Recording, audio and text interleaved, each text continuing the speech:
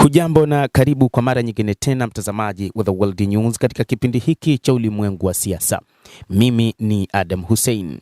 Ripoti ya leo inamtazama Waziri Mkuu Benjamin Netanyahu na Rais wa Marekani Donald Trump wakati wa simu yao ya mazungumzo ambayo Rais wa Marekani Donald Trump anadai alimwambia Waziri Mkuu Benjamin Netanyahu asitishe mapigano na awarudishe nyuma wanajeshi wake waliokuwa wakielekea huko Lebanon. Lakini katika mazungumzo haya na katika ripoti hii inatazama juu ya simu hiyo ikidaiwa kwamba moja kati ya maneno ambayo Rais wa Marekani Donald Trump aliyetamka ni maneno ya matusi na yenye hasira akimtukana Waziri Mkuu Benjamin Netanyahu.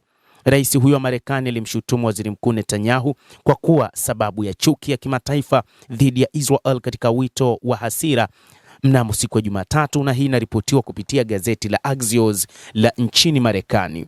Kupitia gazeti hilo linaeleza kwamba wakati Rais Donald Trump akimpigia simu Waziri Mkuu Benjamin Netanyahu, alimueleza uhalisia wa mambo akimwambia kwamba Waziri Mkuu huyo ndiye anayesababisha chuki ya kuchukiwa kwa Waisrael wote ulimwenguni, na akimtukana juu ya kile ambacho alikuwa akibishania kwamba hawezi kuondoa wanajeshi wake wala kuwarejesha nyuma wale waliokuwa wakielekea huko Lebanon.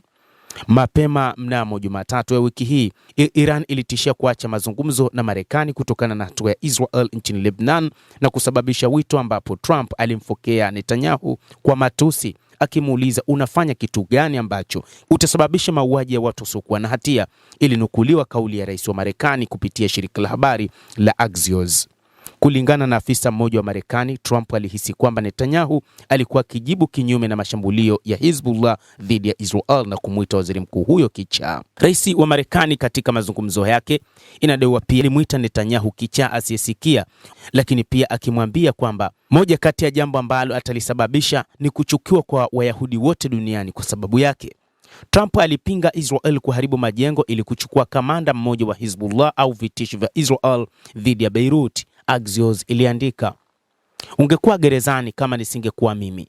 Nimekuokoa, huku baadhi ya matusi yakitajwa katika sentensi hiyo ambayo rais huyo wa Marekani Donald Trump alizungumza. Kila mtu anakuchukia sasa, kila mtu anachukia Israel kwa sababu yako, Trump alimwambia Netanyahu, kulingana na shirika la habari la Axios ambalo limeripoti kauli hizo za rais wa Marekani Donald Trump katika simu ambayo rais huyo alimpigia Waziri Mkuu Benjamin Netanyahu wa Israel. Mashambulizi dhidi ya Beiruti yalifutwa baada ya Trump na Netanyahu kupigiana simu, wakati Netanyahu alitoa taarifa baadaye ya wito kwamba msimamo wa Israel unabaki pale pale. Afisa mmoja wa Marekani aliambia Axios kwamba Trump alikuwa akitoa matusi kwa hasira dhidi ya Netanyahu kutokana na kauli hii. Bibi alisema sawa, hakikisha kwamba kila kitu kimeshughulikiwa, Axios ilimnukuu afisa huyo akisema, huku akimtaja bibi kama Waziri Mkuu Benjamin Netanyahu. Afisa mwingine alisema kuwa hii ilikuwa ni moja ya simu mbaya zaidi ya Donald Trump na Netanyahu tangu kuanza kwa muhula wake wa pili. Baada ya simu hiyo, Trump alitangaza kwamba Netanyahu alikubali juu ya kile alichomwelekeza na aligeuza wanajeshi wake baada ya kumtaka asiende kwenye uvamizi mkubwa wa Beirut katika chapisho kwenye Truth Social. Katika chapisho jingine, Trump aliandika kwamba mazungumzo yalikuwa yakiendelea kwa kasi ya haraka dhidi ya Jamhuri ya Kiislamu ya Iran, licha ya kwamba kumekuwa na mashambulizi kati ya mataifa hayo mawili, kwa maana Marekani imekuwa ikifanya mashambulizi dhidi ya Jamhuri ya Kiislamu ya Iran, kadhalika wa Iran walikuwa wakifanya mashambulizi dhidi ya Marekani, hasa katika kambi zake za kijeshi zilizopo katika Mashariki ya Kati, hasa ni katika nchi ya Kuwait. Lakini jambo jingine ambalo linatajwa katika nyakati hizi ni kwamba Waziri Mkuu Benjamin Netanyahu hayupo tayari kuona kwamba wanashindwa katika vita hivi.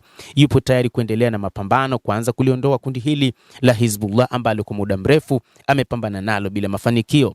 Lakini pia rais wa Marekani katika nyakati ambazo anatafuta ahueni ya kumalizika kwa vita kati yake na Iran, ni nyakati ambazo zimetengeneza kutoelewana kati ya Waziri Mkuu Benjamin Netanyahu na rais wa Marekani Donald Trump, na ikikumbukwa kwamba katika vita ambavyo Netanyahu kupitia jeshi lake la IDF anapigana navyo huko Lebanon katika mapambano dhidi ya kundi la Hezbollah, ni kutokana na namna ambavyo kuna msaada mkubwa unaotolewa na Marekani. na hivyo wachambuzi wa mambo wakiona kwamba rais wa Marekani Donald Trump anachokitafuta ni kutengeneza ahueni ya vita hivi, kwani wa Iran wamesema hawawezi kuendelea na mazungumzo ikiwa Israel inaendelea na mashambulizi dhidi ya kundi la wapiganaji la Hezbollah.